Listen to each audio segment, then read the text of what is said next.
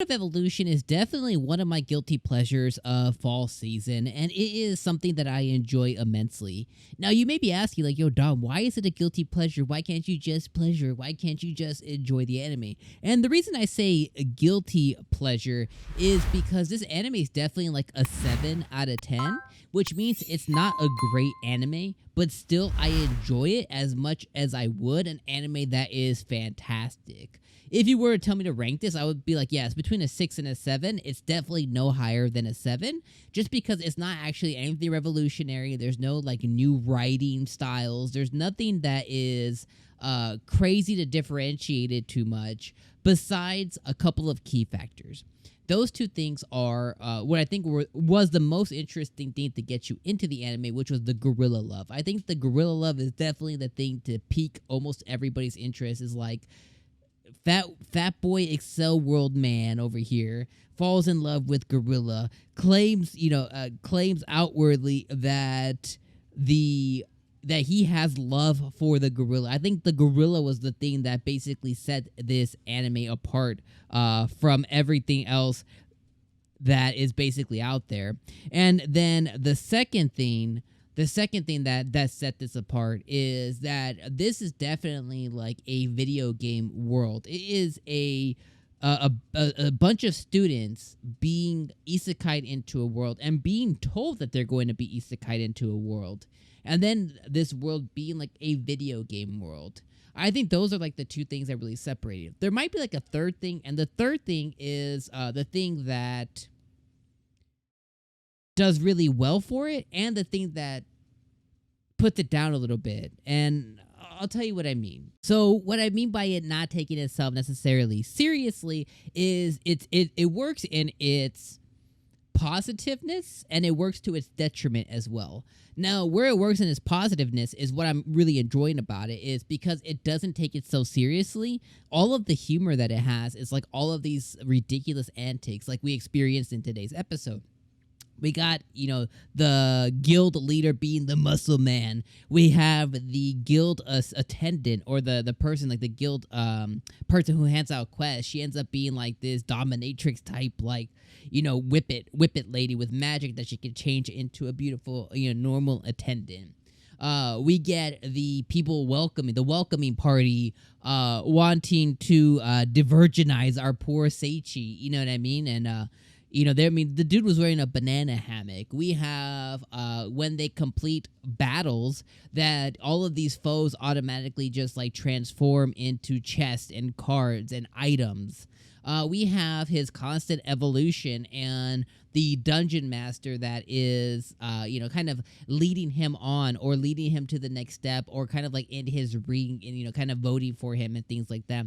So because the anime doesn't take itself seriously, it allows itself to like push the barrier for just crazy things that normally a lot of anime would really have to explain before like actually going through and doing it. But because it doesn't take itself seriously, it doesn't have to explain anything. It's just like, boom, you're in a video game world. Here it is. And it just kind of does it one thing after another. Now, how it works kind of like in its detriment is because it doesn't take itself seriously, because it's not explaining all the different things that is really going on. That's kind of where it comes into kind of feeling like these like cheap, I don't even want to use the word cheap, because, cheap implies that the love and care isn't being put into this. And I really don't think that that's the case. It uses these antics, or these very similar tropes to other anime. It uses other things that anime has,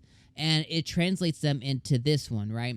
You could say that this anime has taken inspiration from like Ari Ferretta. Like, that's the one I see the most with this. I mean, the next episode references a dragon, and I'm just like, okay, we have the class that gets isekai'd, the main character that gets overpowered, him finding the mate, or the person who's gonna travel with him the whole time. That same person being totally okay with him, attending to other females or other people who would join his harem. And then you have him finding a dragon. It's like there's a lot of point. Like, I feel like this anime definitely took a lot of that and said, well, what if Ari Ferretta was in like a game world, like a real video game world? Regardless, and if you're not familiar with the anime, go watch it. It's not the best, but it's the best. And I just think that it really took like inspiration from other things, and it has used them in here, right? We have Seichi, who has now been steadily growing. He's now OP. He's now way OP. He destroys a slime in this episode by like just yeeting this slime into the oblivion. So he's now obtained all these skills and all of these different abilities. So he's like completely OP now. You have him meeting this tsundere type person who, the reason she is that way is because she has had bad luck, and this is Arteria, who we met in this episode. She has had bad luck, and she always is like a calamity to anybody that she ends up meeting. That's why she's called Arteria the Calamity, because she's an A-rank adventurer, but also because she brings calamity upon those who associate with her. And now, for the first time, somebody has been able to survive being around her, which is Seichi, and that is kind of opening her up to other opportunities to say, okay, this guy is different. These people between him and Saria are different. So that's going to open up. So now we have this tsundere character who's going to join his harem. Eventually, he's going to end up finding his classmates, right? And his classmates, I would hope all of them, but there was 4 classmates in specific that he called out to, right? I would hope at least 2 of them come and join his harem, right? I think you have the purple hair girl and I don't want to say the guy with the hair, but like the guy with like the brown hair, like the taller one. I would say those 2 seem to be like the ones that are closest to each other. I would say, okay, now they're going to go and join his harem, right? And then that's kind of taking cues from like, is it okay to pick up girls in a dungeon, or have you ever picked up girls in a dungeon, right? So it's taking those cues from all these other different, or taking these inspirations from all these different animes, kind of putting together. Now, next episode, we're going to have this black dragon come into the mix, and who knows what that's going to bring. Is she going to join his harem? Is he going to defeat her? What's the story there exactly? And how closer is he getting to to his classmates? That's what's going to be interesting. The last thing I'll kind of say, I think the episode was really funny. I don't think it was like the best episode. I think it was really funny. I love the moment with the dog. Of course, the dog was like Garurumon. It wasn't just like walking like a pug. It was like this huge wolf thing. I was like, okay, that's funny AF. Like that's really cool. But as we kind of move forward, one thing I wanted to call out was there's 2 things. A, the guild is feared.